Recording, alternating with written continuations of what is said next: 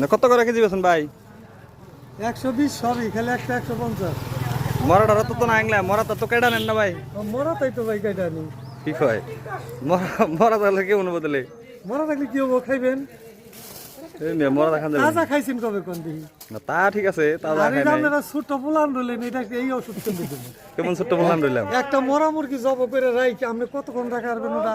তা ঠিক আছে। যে কোনো আচ্ছা, অঙ্গ, এত তাহলে পান ঠ্যাং পান করি এগুলা, এত এত পান। এই ঠ্যাং কন আর ই কন না, কয়টা করে নিয়ে 120। কেমন বললো আপনি আবার গুনা দিতেছেন?